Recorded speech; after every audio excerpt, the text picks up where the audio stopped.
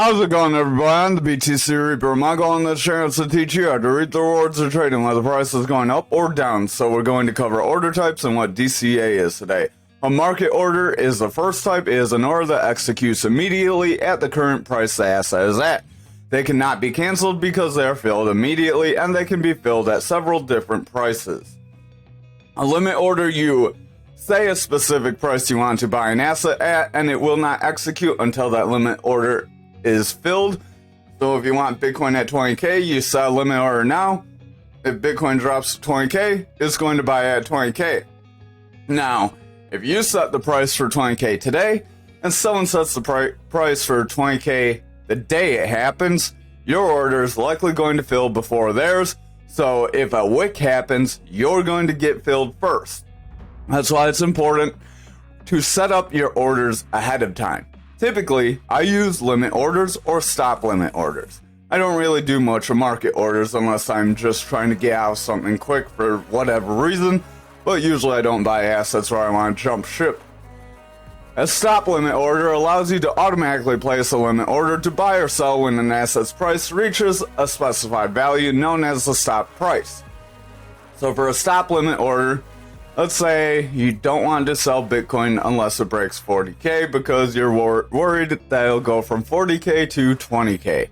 So you put a stop limit order in at 40k, Bitcoin hits 41k and bounces and continues to 44k, you still have your Bitcoin. If Bitcoin breaks at 40k, then bounces and continues forward, you have no Bitcoin, you sold what you sold. Or if Bitcoin drops through and continues down, you have sold your Bitcoin at that 40k, it continues down, that saves you to buy a little later. So a stop limit order can leave you out of the game if you're not careful, because sometimes there's stop loss hunting, which stop loss hunting is where whales will try to get the little peaks of a pattern. When we talk about any kind of patterns and you see those manipulation pushes out one way or another, usually those are bears or bulls trying to stop loss hunt and confuse the market. So you do kind of need to learn how the manipulation game works. You gotta learn how to not be manipulated by them and have some conviction, but you also need to know how to leave your trade and not get married to it. So you need to have conviction, but you don't need to get married to your trade. Now DCA, that is not on here. There's stop limit order, don't know why it's way down there. But DCA is dollar cost averaging. So a good way to buy crypto, let's say you bought all of your crypto near the top of the bull market. Let's say you were listening to BitBoy and all those other big YouTubers. They were telling you buy while we were going to 60k down to 50k. That whole range, they're telling you everything's fine and you probably should have sold off at that point. And if you didn't, you probably got mad because you're holding a bunch of assets that are worth 2 to 3 times as much when we hit that 20k level. However, what you should do is you should DCA in. So every set amount Bitcoin drops or altcoins drop, you could put a little bit in, a little bit each time. Just keep adding to your bag. It sounds insane because the asset's going down, but that's the time you want to buy. You want to buy in the red and sell in the green.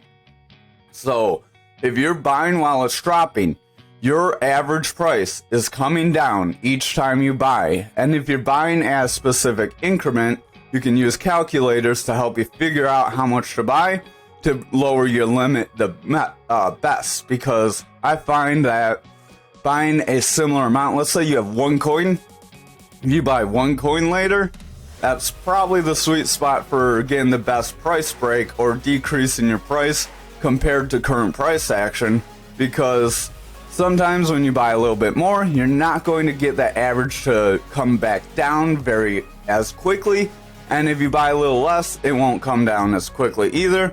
So there is a little bit of a sweet spot in DCA. Usually it's around the similar amount each time.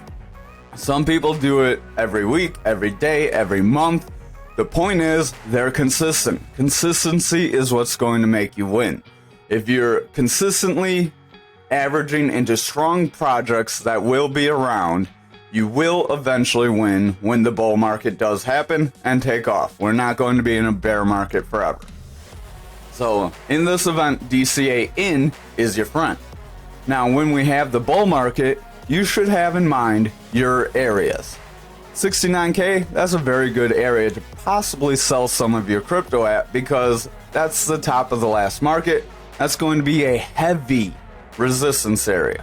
No matter which way we go, likely we break that zone, but you could sell a portion, maybe a third, maybe a quarter, some sort of portion of your crypto at that point, lock in some sort of profit. Don't hold for the entire bull market and get no profits out of the bull market. There's a lot of people that did that, or they sold, then they reinvested just before the bear market, and now they owe in taxes because now they reinvested all their money. They didn't save any for taxes. So make sure if you're doing any kind of trading, you also keep that in the back of your mind as well. Today's video went a little longer, but I hope it gave you some needed information. Let us know down in the comments down below. Smash a like, hit the subscribe, hit the notification bell. That way you can see tomorrow's video.